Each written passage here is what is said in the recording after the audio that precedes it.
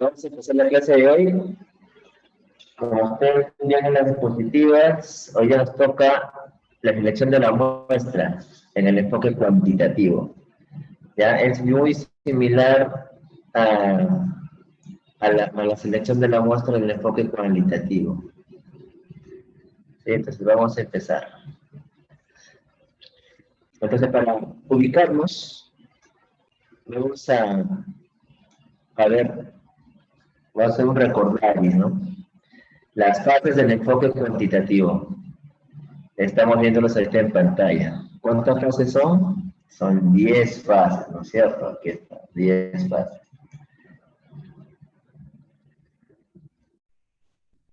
¿Qué me dice Sheila? Ah, el protocolo, ¿verdad?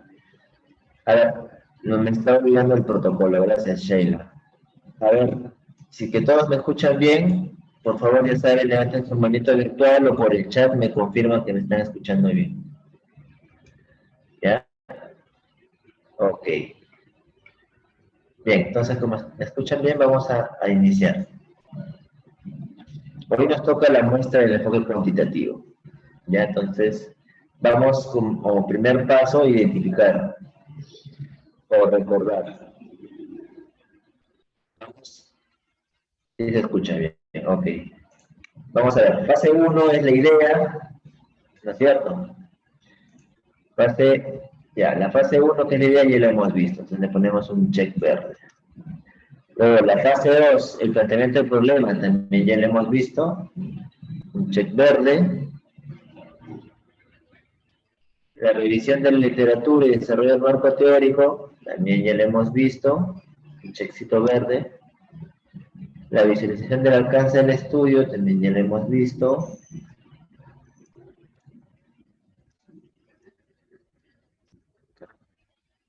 La elaboración de hipótesis y la definición de variables también.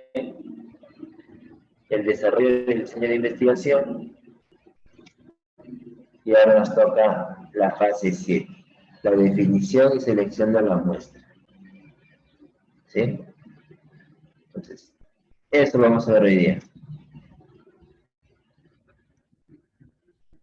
¿En qué consiste? ¿En qué consiste la definición de la muestra? ¿Ya? ¿Qué entendemos primero por muestra? ¿No? ¿Qué entienden? A ver, para ustedes, ¿qué es una muestra?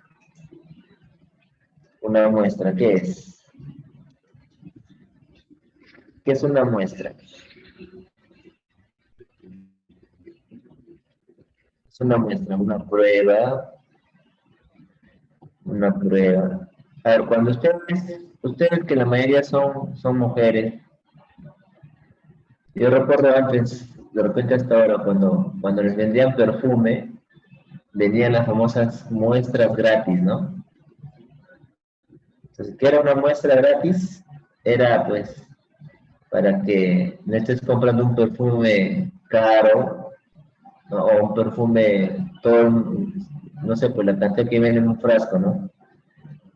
Te daban muy hábilmente una muestra, ¿no? O sea, que era un pequeño frasquito con una cantidad mínima de perfume, ¿no es cierto? Entonces, ¿para qué te servía esa muestra? Uno, te servía para identificar si te gustaba o no el olor. Y dos, para decidir, ¿no? Si comprabas ese perfume o no. Entonces, de ahí podemos sacar el concepto de que es una muestra, ¿no es cierto? Entonces, ¿qué creen que es una muestra?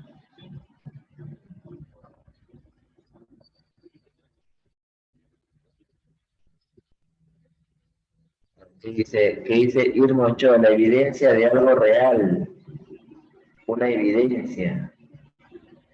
Una pequeña cantidad de algo.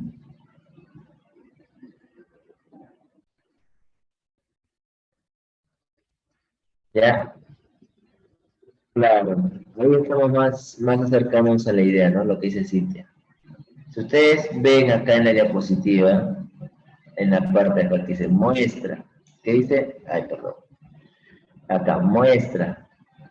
¿Qué dice en paréntesis? Es un subgrupo de la población o universo.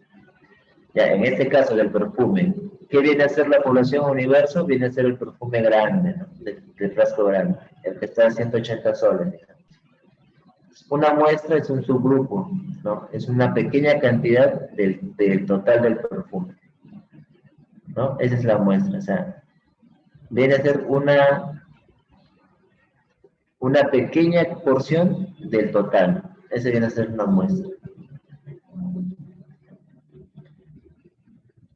Ajá, la muestra, recuerden, es una pequeña cantidad o un subgrupo de una población o de un conjunto, ¿no? O de un universo. Ya, esa es la muestra, muchachos. Y en el método científico también se usan muestras, ¿no?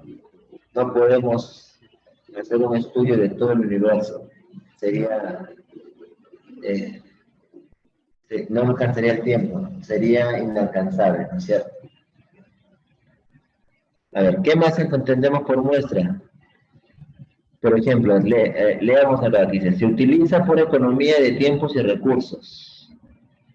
Implica definir la cantidad de muestreo y de análisis. Requiere delimitar la población para generalizar resultados y establecer parámetros. ¿Ya? Entonces pensemos en la primera definición, ¿no? Se utiliza por economía de tiempo y recursos. ¿Ya? ¿No? Si volvemos al ejemplo del perfume, nos dan una muestra gratis y al usuario que eran ustedes, pues la muestra gratis les ayudaba rápido a decidir, ¿no? Si compraban o no el perfume. Sí, porque nadie va a comprar un perfume sin haberlo olido antes, ¿no? Es ilógico comprar un perfume caro o abundante sabiendo que no nos va a gustar el olor, ¿no? Entonces, ¿qué necesitamos? Sí o sí, una muestra. Las famosas muestras gratis. ¿Ya? ¿Qué más dice? Implica definir la unidad de muestreo y de análisis. Claro, no tienes que definir dónde vas o qué unidad de muestreo vas a hacer y qué análisis vas a realizar. También te pide requerir delimitar la población para generalizar resultados. Claro, o sea, cuando tú sacas o defines una muestra, estás delimitando tu población o tu universo, tu conjunto, ¿no? Es como, por ejemplo, en los controles de calidad también, de una producción, ¿no? Cuando ustedes sacan, cuando una fábrica produce algo, lo que fuese, ¿no? Por ejemplo, conservas, por ejemplo, productos enlatados, o televisores, refrigeradores, lo que fuese, en calidad sacan una muestra, ¿no? Al azar. Digamos que una fábrica ha producido 50 televisores, y para ver si la producto de producción está bien, sacan un televisor al azar. Sacan ese televisor al azar y ¿qué hacen? Lo someten a pruebas. Lo someten a pruebas de funcionamiento. Prueban control remoto, prueban la captación de canales, prueban cómo funciona con video, ¿no? Y si esta muestra que han sacado está bien, ¿qué concluyen ellos? Que toda la demás producción está bien. Pero si sacan una muestra y está mal, sacan otra muestra y está mal, ¿qué concluyen ellos? Que toda esa producción tiene que pasar otra vez al reproceso, ¿no? Entonces, esa es la importancia de las muestras, que se aplica en todo. Por ejemplo, ustedes también, cuando están ejerciendo, están dictando, y viene la UGEL, viene el ministerio y dice, vamos a hacerles seguimiento si están alcanzando las competencias, ¿no? Entran al aula y al azar preguntan a un niño, ¿no? Al azar preguntan a un niño. Entonces están sacando la muestra, ¿no? Porque preguntar niño por niño de todos los nidos, de todos los distritos, de todo el Perú, va a ser demasiado tiempo, ¿no es cierto? Entonces, esta es la importancia de las muestras. ¿Ya? Entonces, ¿qué más? A ver, las clases.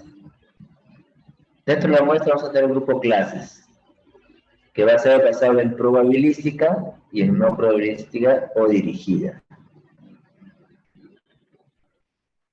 Irma dice, en un trabajo también te dan algunos días de prueba para ver tu desempeño. Así es. Bueno, por ley, el tiempo de prueba es 3 meses, ¿no? Es 3 meses, aunque algunos dueños de colegios quisieran que eso sea 6 meses, ¿no? Tiempo de prueba.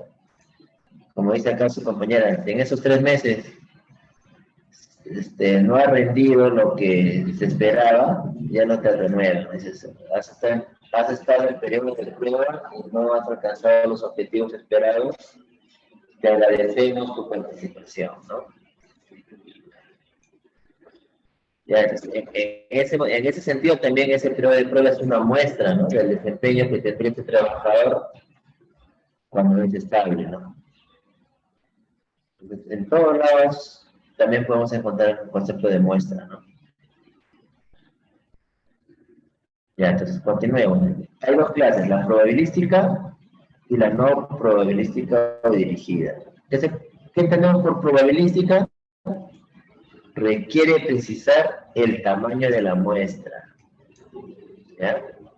¿Qué más? Selecciona unidades o elementos muestrales por medio de listado o marco muestral o procedimientos. ¿Qué procedimientos? Tómbolas, tablas de números, aleatorios, stats, que es estadística, y selección sistemática. ¿Qué tipos son? Tiene muestreo aleatorio simple, muestreo estratificado, muestreo por racimos o clústeres. Y los no probabilísticos, selecciona casos o unidades por uno o varios propósitos, no pretende que los casos sean estadísticamente representativos de la población. ¿Ya? Entonces tenemos esos dos grupos. ¿Ya? Y estas imágenes que están viendo ustedes también son ejemplos de muestra. ¿Ya? Ven por acá, el universo, la población, digamos la población de Iquitos, ¿ya? Ahora que estamos por acá. Esta es la población de Iquitos, las 620 y tantos mil personas que están en Iquitos. Entonces, si yo quiero preguntarles a todos ellos qué opinan o si yo quiero vender, ¿no? Imagínense que ustedes quieren vender un nuevo perfume. Entonces, y quieren saber si el perfume es agradable, ¿no? Imagínense, no vamos a estar preguntándole a toda la gente que vive en Iquitos si le gusta su perfume, ¿no? Llevaría mucho tiempo. E imagínense todas las muestras que tendrán que hacer. ¿Ustedes qué hacen? Van a ir estratégicamente a un lugar, a una zona y por edades y van a seleccionar un grupo. Un grupo. Si su perfume es para damas, tiene que elegir, pues obviamente su muestra tiene que ser, pues, damas, ¿no? Tendrán que ir a un lugar donde solo van damas, las estéticas, ¿no? ¿No? Y esa sería su muestra de toda la población. ¿Qué quiere decir? Que si esa muestra su perfume les agrada, entonces ustedes con toda seguridad mandan a producir más perfume para poder vender a todo Iquitos, ¿no es cierto? Esa es la importancia de la muestra, ¿no? Determinación de la muestra, ¿no? Como les decía, ustedes tienen que ver cuál es su objetivo y de esa manera tienen que ver a quién van a entregar su muestra o de dónde van a sacar su muestra. ¿No? Entonces, si ustedes hacen perfume para mujeres,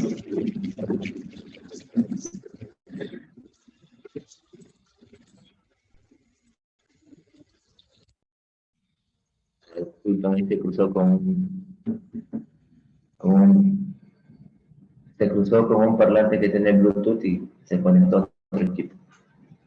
Ya entonces, como les decía, ¿no? Si ustedes hacen un perfume para mujer, no se lo van a ir a ofrecer los varones, ¿no?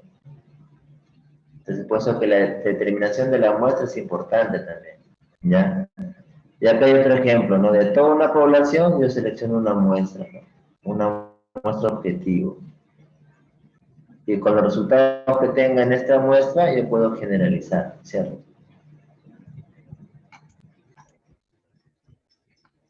A ver, ¿qué más? En una investigación siempre tenemos una muestra Esta es una pregunta.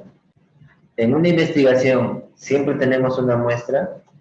¿Cuál es la respuesta? No siempre. Pero en la mayoría de las situaciones sí realizamos el estudio en una muestra. Solo cuando queremos efectuar un censo debemos incluir todos los casos. Personas, animales, plantas, objetos del universo o la población. Por ejemplo, los estudios motivacionales en empresas suelen abarcar a todos sus empleados para evitar que los excluidos piensen que su opinión no se toma en cuenta. Las muestras se utilizan por economía de tiempo y recursos. ¿Sí? A ver, vamos a ver acá. Lo primero, ¿sobre qué o quiénes se recolectan datos? ¿Ah?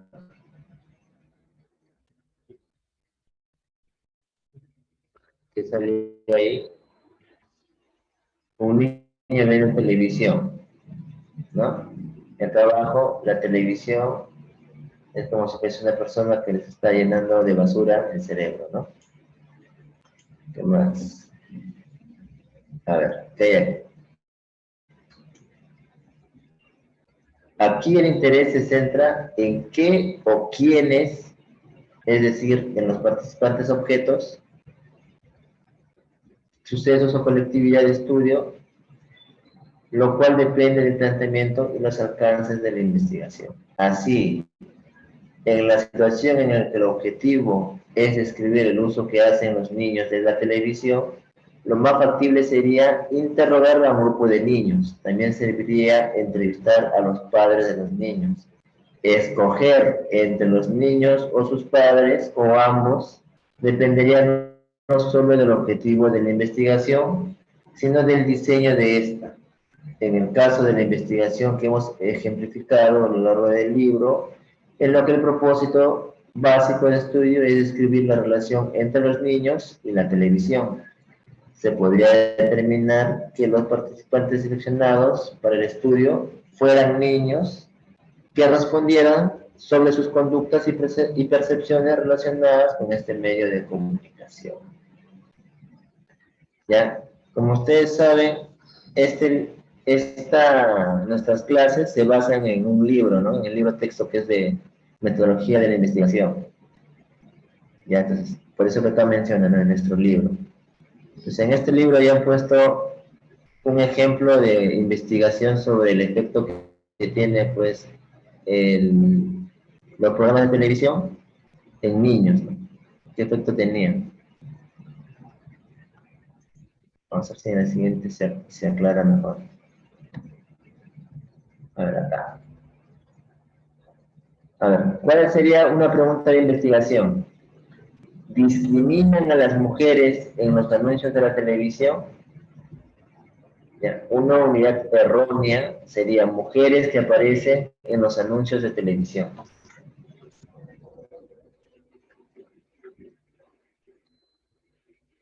Y la unidad de análisis correcta sería mujeres y hombres que aparecen en los anuncios de televisión para comparar si ambos son presentados con la misma frecuencia e igualdad de papeles desempeñados y atributos. ¿Ya? ¿Por qué es incorrecto? Ahí dice, ¿no? Error, porque no hay grupo de comparación. Si ustedes quieren determinar si las mujeres discriminan a las mujeres en los anuncios de televisión, tienen que comparar hombres y mujeres, no solo a las mujeres. Ver acá. ¿Están los obreros del área metropolitana de la ciudad de Guadalajara satisfechos con su trabajo? ¿Cuál es una unidad de análisis errónea? Computar, o sea, contar, el número de conflictos sindicales registrados en la Junta Local de la Conciliación y Arbitraje del Ministerio de Trabajo durante los últimos 5 años. No, es una mala unidad, ¿no? ¿Cuál es lo correcto? Muestra de obreros que trabajan en el área metropolitana de Guadalajara, cada uno de los cuales contestará a las preguntas de un cuestionario sobre satisfacción laboral. ¿no? Está correcto, ¿no es cierto?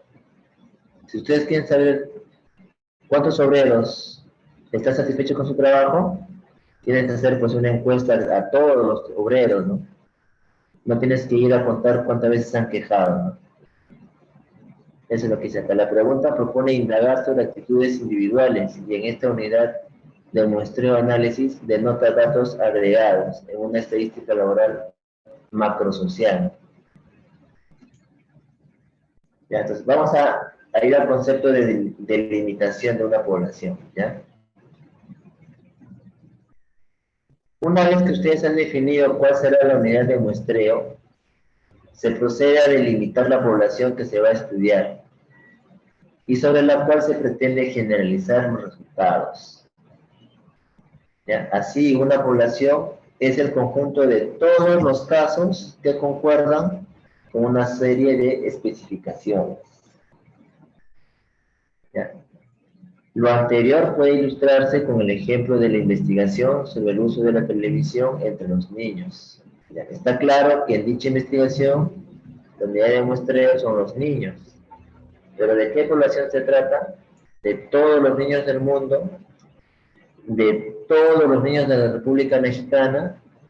Sería muy ambicioso y prácticamente imposible referirnos a poblaciones tan grandes.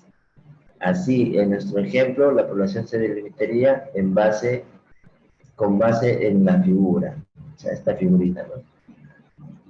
En un universo, ustedes solo sacan un subgrupo, ¿no? Una muestra. Y aquí en este caso, ¿cómo sería? Todos los niños del área metropolitana de la Ciudad de México que cursen el cuarto y quinto sexto grado de primaria en las escuelas privadas y públicas en el turno matutino. Ahí ya lo delimitó. Entonces, cuando entendamos qué es delimitar, entonces acordémonos, pues, ¿no? De esta, cuando hacen una obra en la calle, ¿qué hacen los trabajadores? Delimitan, ¿no es cierto? Para que la gente no pase, no se accidente. Delimitan, ¿no? Restringen el alcance. Eso es lo que ustedes también deben hacer. Ya, ahora viene la pregunta, ¿cómo seleccionamos una muestra? ¿Cómo lo hacemos? Ya, en nuestro caso, o en el caso de ustedes, es más fácil, ¿no? Porque prácticamente el aula de clase donde ustedes están y van a investigar, prácticamente ese viene a ser su muestra. Sí, en el caso específico de la educación es así, ¿no? Cuando alguien va a hacer una investigación en su salón, ya están con la muestra, ya ustedes están dentro de la muestra, ya no tienen que hacer un análisis más extensivo, más extenso. A ver, en este caso, ¿cómo seleccionas la muestra? En forma general, hasta este momento hemos visto que se debe definir cuál será la unidad de muestreo y cuáles las características de la población. En este inciso comentaremos sobre la muestra, o mejor dicho, los tipos de muestra, con la finalidad de poder elegir la más conveniente para un estudio. La muestra es en esencia un subgrupo de la población. Digamos que es un subconjunto de elementos que pertenecen a ese conjunto definido en sus características a lo que llamamos población. ¿Ya? Esto se representa en esta figura de acá, ¿no? Con frecuencia leemos y escuchamos hablar de nuestra representativa, muestra al azar, muestra aleatoria, como si con los simples términos se pudiera dar más seriedad a los resultados. En realidad, pocas veces es posible medir a toda la población, por lo que obtenemos o seleccionamos una muestra. Y desde luego se pretende que este subconjunto sea un reflejo fiel del conjunto de la población. Todas las muestras en el enfoque cuantitativo deben ser representativas. Por tanto, el uso de los términos al azar y aleatorios solo denota un tipo de procedimiento mecánico relacionado con la probabilidad y con la selección de elementos unidades. Pero no aclara el tipo de muestra ni el procedimiento de muestreo. Hablemos entonces de estos conceptos en los siguientes apartados. ¿Ya? Ya, entonces, aquí básicamente estamos repasando lo que les dije en la primera diapositiva, ¿no? ya más ejemplos de cómo se saca la población de todo el conjunto universo. Me enfoco en un grupo determinado y de ese grupo determinado yo saco mi muestra, ¿no?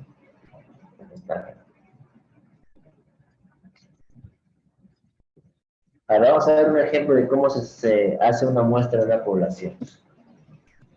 ¿Ya? Imagínense que ustedes quieren estudiar, hacer una investigación sobre el comportamiento en los niños, en los colegios, en las instituciones educativas públicas, nivel inicial de 3, 4 y 5 años de todo el Perú. Ya, hace poco vimos la factibilidad, ¿no es cierto? Aquí lo más rápido sería pues que si quiero hacer una investigación con todos los niños del Perú, fácil me voy a dar cuenta que no voy a tener todos los recursos, ¿no? No voy a tener recursos para lograr toda esa investigación. Quiero todos los nidos, a todos los colegios de nivel inicial de todo el Perú, ¿no? Costa, sierra y selva. Entonces, es una investigación muy ambiciosa que lamentablemente no es factible. Entonces, yo tengo que restringir mi muestra, ¿cierto? No puedo así, tengo que restringir mi muestra. Entonces, ¿qué hago? A ver, de todo el Perú solamente me voy a enfocar en dónde, en Amazonas, ¿sí? Voy a sacar solamente de todo el Perú y ya lo restringí a Amazonas. Pero me doy cuenta pues que en Amazonas también hay un sinnúmero de bastante cantidad de colegios de nivel inicial. Otra vez al hacer mi análisis, mi factibilidad veo que no me alcanzan los recursos. No solamente es dinero, no también es tiempo, también es facilidades, ¿no? ¿Qué facilidades? Bueno, pues facilidades de tener conocimiento, información al alcance de la mano, ¿no? En este caso cobertura de internet, energía, lo que ya no has visto en la clase pasada, ¿no? Todas esas cositas influyen en la determinación de nuestra muestra o de nuestra investigación, ¿no?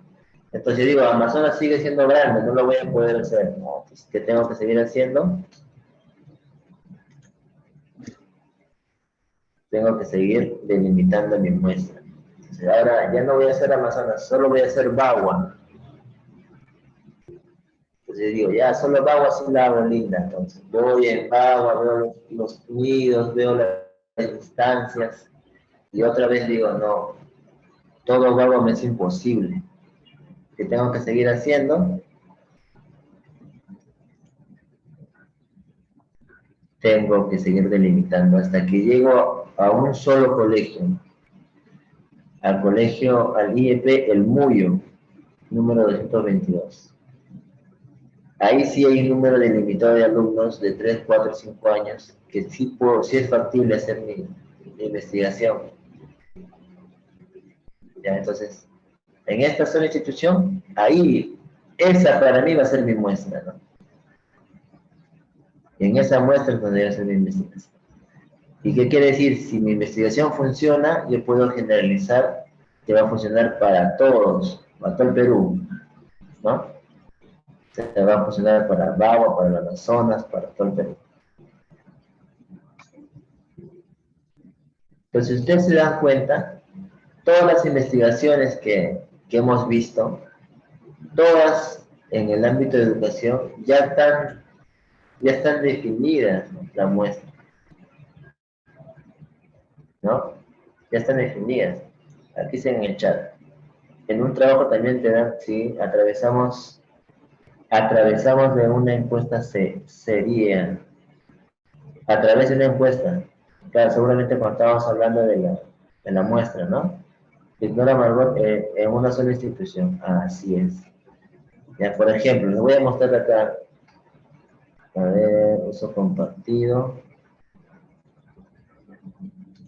pantalla. Les voy a mostrar acá, tercer ciclo, por ejemplo, donde están todas las tesis que estamos viendo ahí. acá. Por ejemplo, miren, vamos a ver.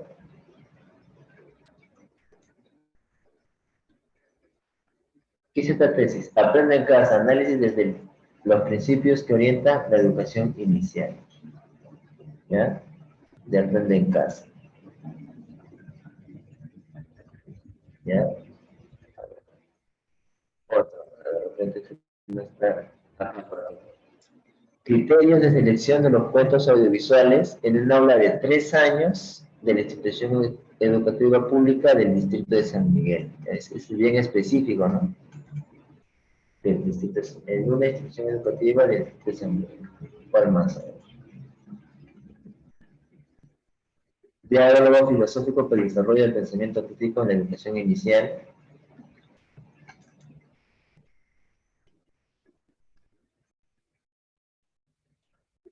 La práctica pedagógica del docente de educación inicial en el contexto de la educación a distancia.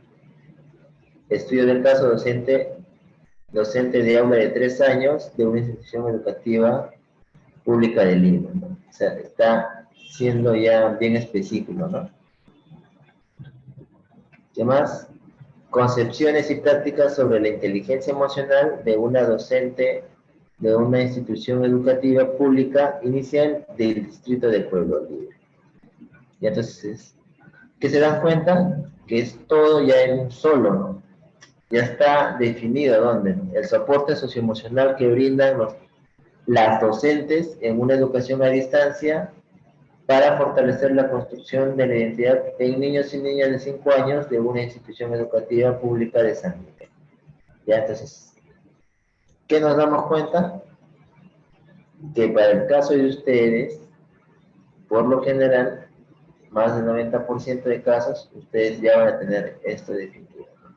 Porque va a ser el aula donde ustedes se van a desenvolver.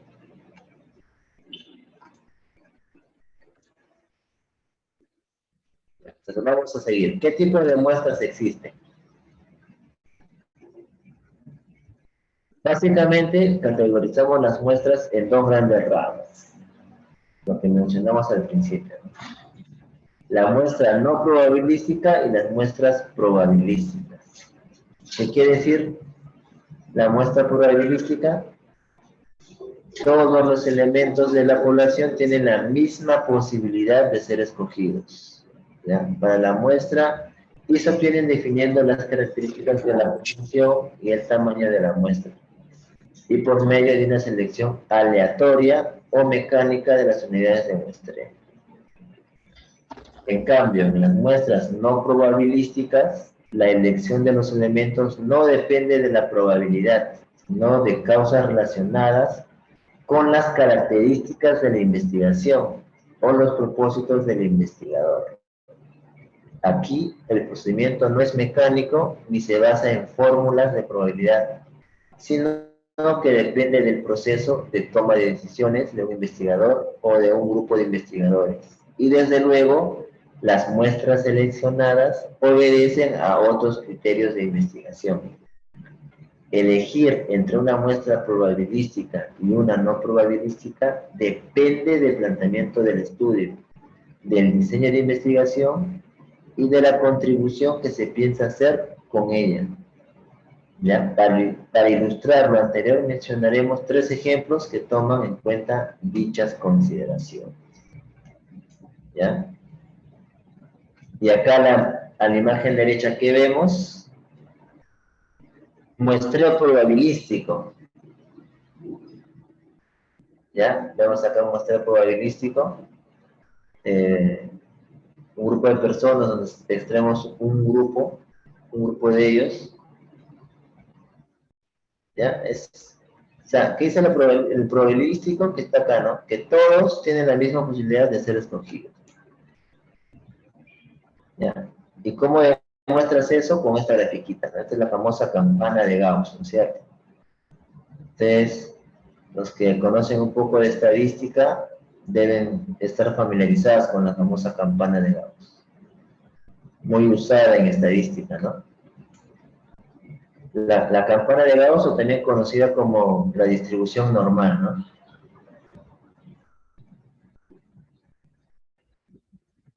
¿Ya? Y el muestreo no probabilístico, ¿no? Que es, como dice acá, está basado en ciertas características.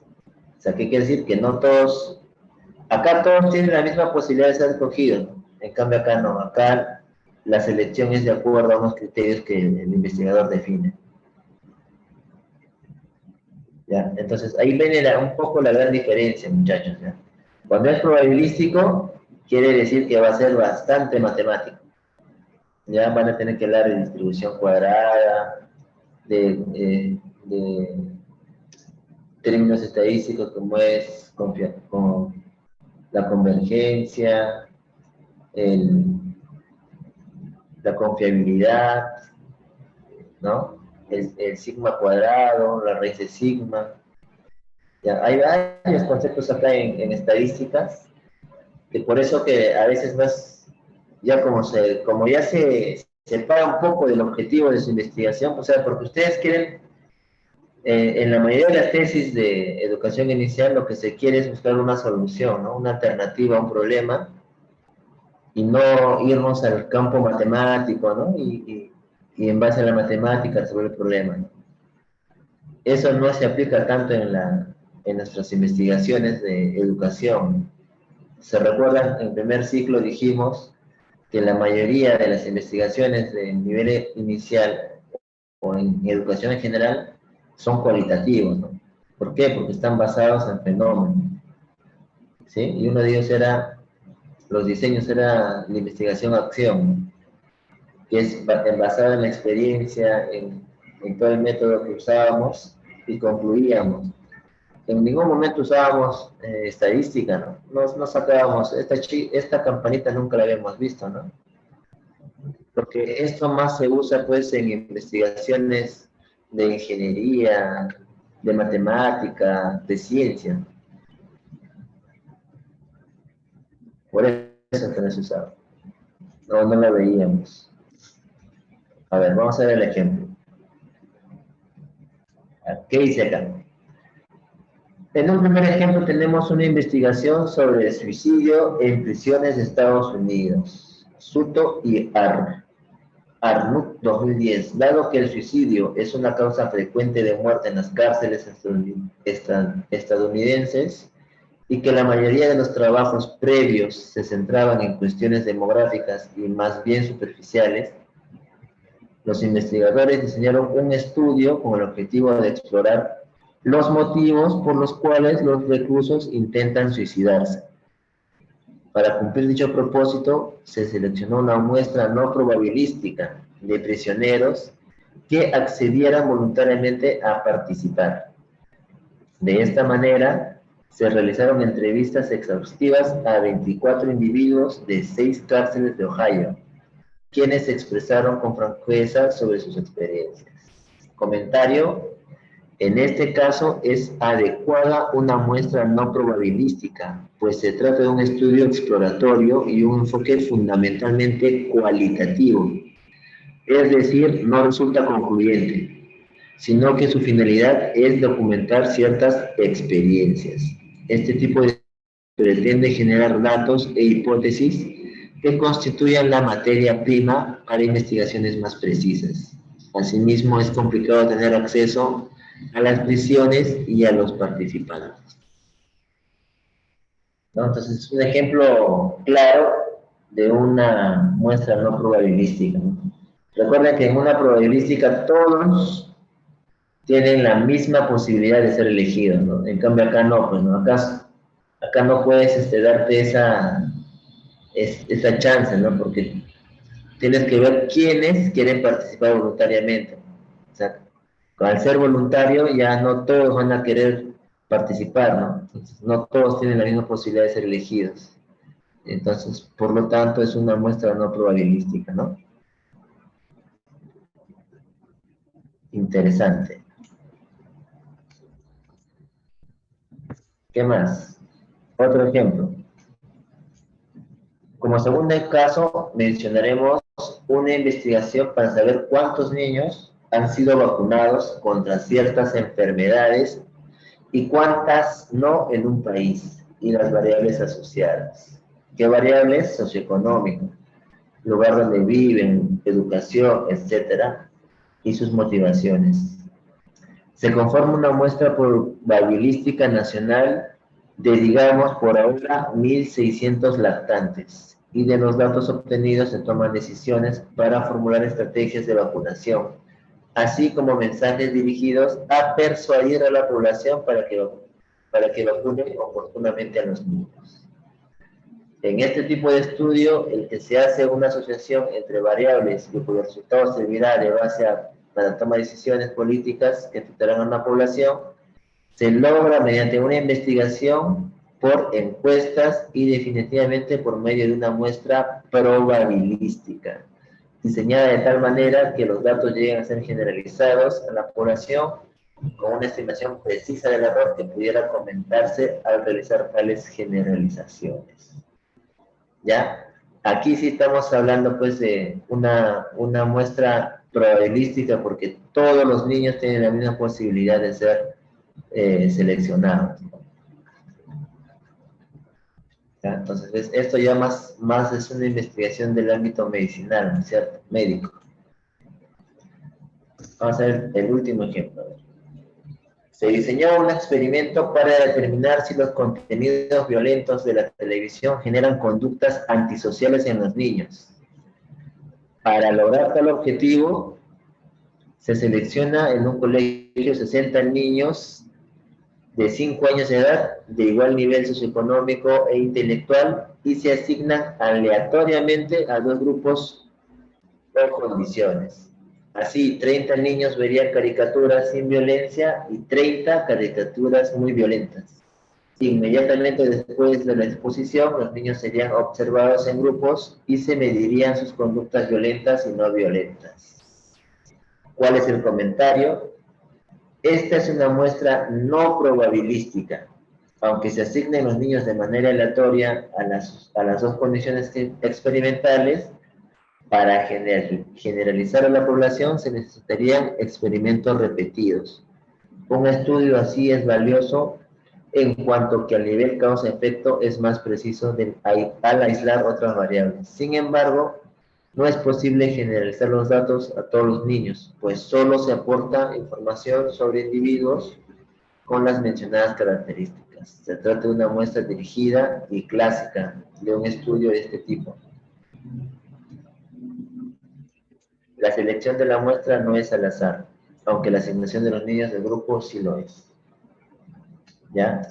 Ya no es al azar, ¿por qué? Porque ya ha restringido o ha agrupado, ¿no?, a niños que van a ver caricaturas sin violencia y otros que van a ver muy violentos. Como ya el concepto de elegir al azar, un niño tiene la misma posibilidad, ya no se da, ¿no? Porque él ya los agrupó, ¿cierto?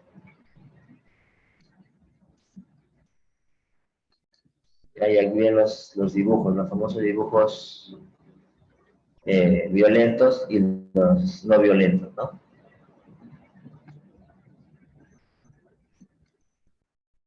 Todos estos dibujos creo que se ven en la televisión, salvo este de acá, ¿no? Este de acá creo que es el más sanguinario de todos. ¿Alguien conoce este dibujo de acá? El que está al costado de Peppa Pig.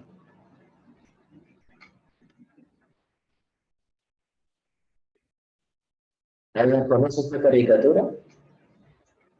En el chat, ¿qué caricatura? ¿Cómo se llama esa caricatura?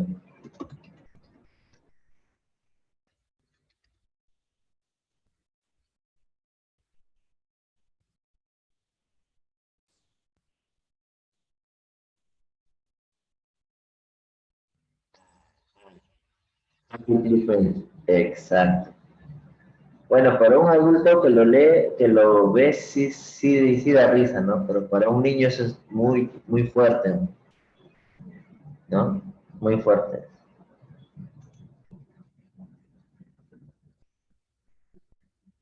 Ya, entonces es importante, pues no es importante conocer también un poco de esta variedad de dibujos que hay ahora, ¿no?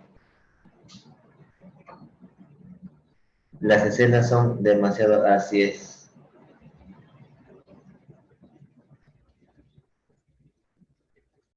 Para un adulto sensible también, así es, así es. Sí, pues, porque en ese dibujo agarran una sierra, se cortan partes de su cuerpo, se tiran objetos, ¿no? Piedras, cuchillos, y se matan, ¿no? Se matan y otra vez empieza un capítulo todos vivos otra vez, ¿no? Esos son dibujos muy violentos, ¿no?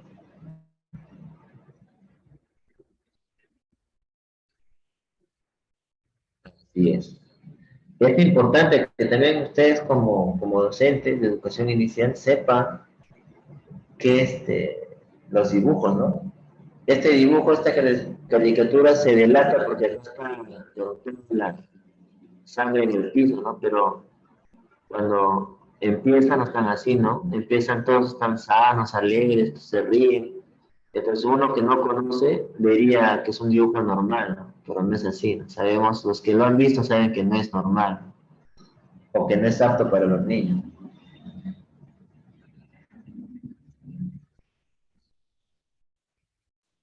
Entonces, parte de la formación, de la educación, de la cultura, también es saber lo que no es apropiado para el niño, ¿no? ¿Qué más?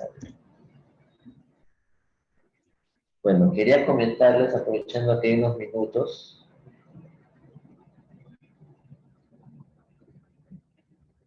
¿sí?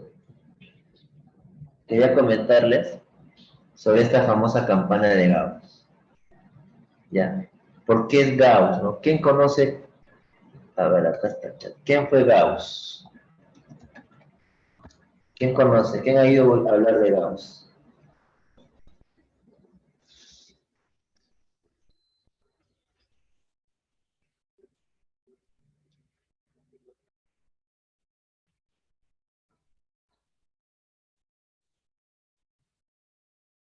A ver, ¿quién me dice? Así que he escuchado. Gauss fue un prodigio de la matemática, ¿no? Desde muy niños demostró que era un prodigio. Ya entonces, desde niño ya al destacar fue matemático y así es, también fue astrónomo. Ya, pero y Gauss tiene en la aplicación de las ciencias tiene varios aportes, ¿ah? En la matemática, uno de sus grandes aportes fue justamente esta campana de Gauss. También Gauss participó en los números complejos, ¿no? Y también participó en la física en campos magnéticos, electromagnéticos, ¿no?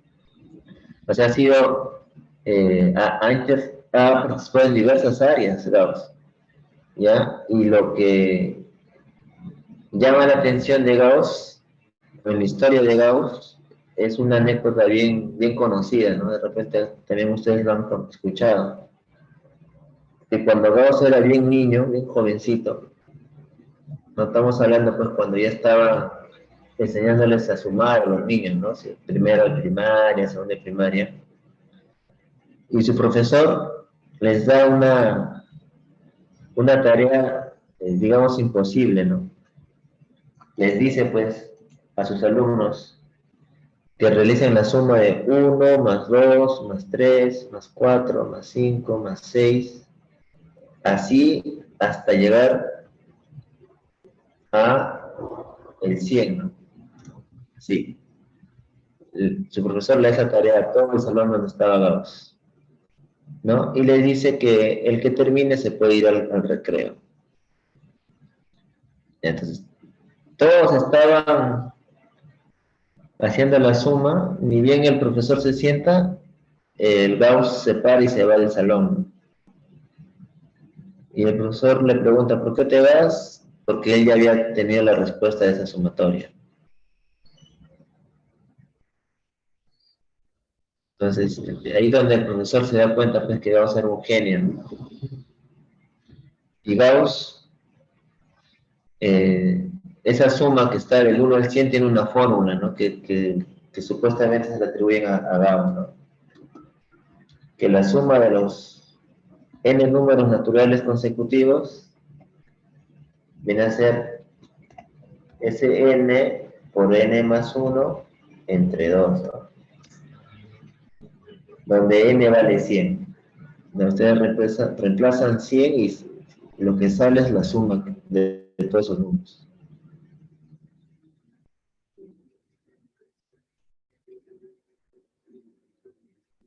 ¿Sí? Entonces, imagínense, ¿no? Esa es la anécdota que cuentan de Gauss. Entonces, en la estadística, esta campanita es muy, muy, muy utilizada, ¿ya? Y hay un experimento aleatorio que se llama experimento aleatorio de Gauss, que se puede hacer hasta con frijoles, ¿no? Hay un experimento que ustedes agarran un puñado de frijoles, ¿ya? Y lo tiran al aire, y los frijoles, por ejemplo, tiran al aire y en el medio debe haber un vasito o algo que caiga los frijoles, y siempre caen dentro del vaso una cantidad repetida, ¿no? Eso ya es en el campo aleatorio.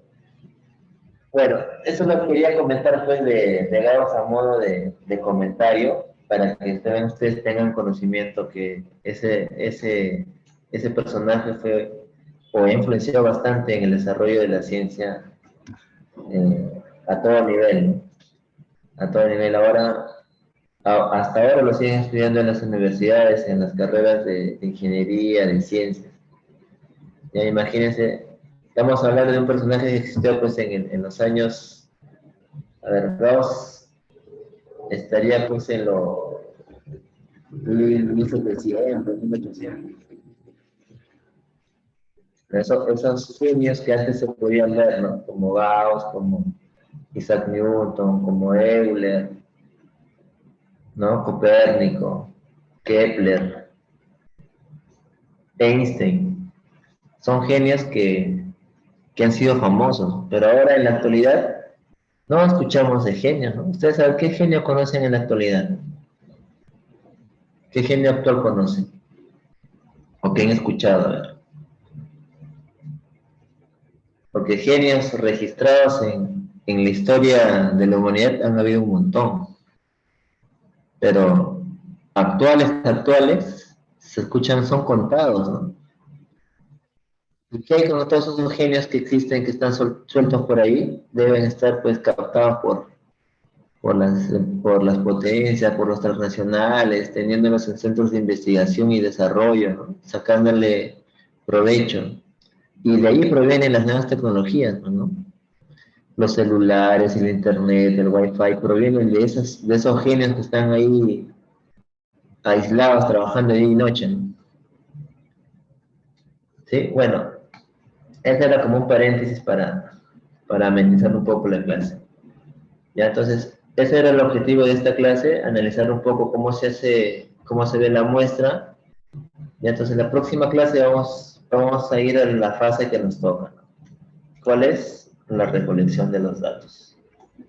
Ya, vamos a ver, solamente nos falta recolección de datos, análisis y de el reporte. Ya, y con eso estaríamos acabando pues el estudio del enfoque cuantitativo. ¿Sí? Esto es a manera de conocimiento, porque como les he comentado ya varias veces, en el campo de la docencia, el enfoque que más se usa es el cualitativo. El enfoque cuantitativo es más usado pues para temas estadísticos. Como es estadístico, como es números, está más relacionado a las ciencias, ¿no? Por eso es que no es muy aplicable en nuestro caso. En nuestro caso más es el enfoque cualitativo. Sin embargo, es importante que ustedes sepan a qué nos referimos o qué es lo que comprenden un enfoque cuantitativo. Ya, si tuvieran alguna pregunta, alguna consulta, por favor, a ver, los escucho por el chat. Si tuvieran alguna duda, si no, ya estaríamos terminando, hablando por terminar la clase de hoy.